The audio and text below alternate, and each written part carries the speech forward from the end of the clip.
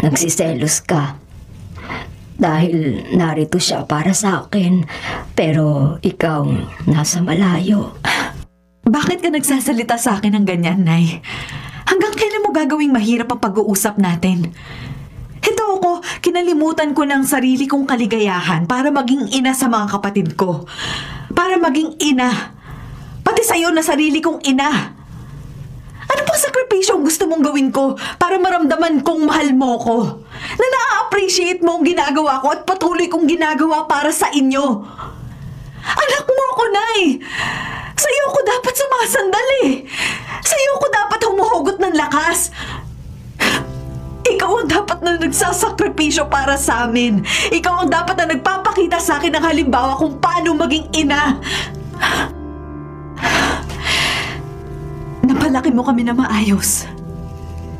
Hindi ko makakalimutan na hatid sundo mo kami sa pagpasok sa school.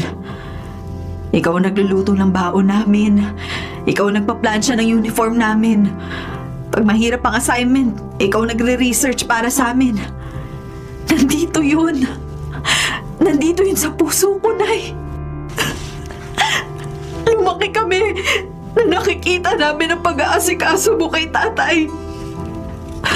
Pero nang mamatay siya, nagbago ang lahat. Natuto kang maglasing. Kinalimutan mong may mga anak ka. Kinalimutan mong may tungkulin ka pa sa amin. Kinalimutan mong maging ina. Anak, naaalala ko ang lahat ng sinabi mo. Kung ganun, sana maalala mo din na ikaw ang ina namin. Meron na. Nang lumayas ako, sumama ako kay Elmer. Plano na sana namin magpakasal. At tuluyan ko na kayong kakalimutan. Pero hindi ko natiis sina James at Jenny.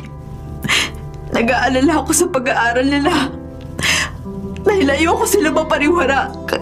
Kaya bumalik ako. Dahil doon nagkahiwalay kami ni Elmer, Nay.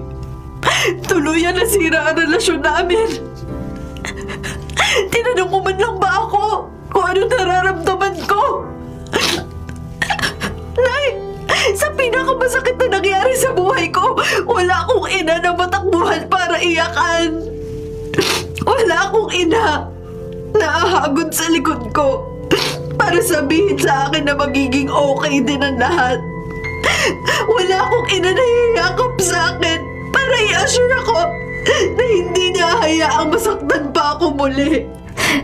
Hindi ko alam. Hindi mo alam dahil palagi ka lasing. Dahil puro sarili mo lang ang iniisip mo. Hindi mo alam dahil sa panahong nagpapakalulong ka sa alak, ako ang naging ina ng mga kapatid ko. Napilitan akong balikatin ang responsibilidad mo dahil ayaw mong harapin ang katotohanan wala na si tatay.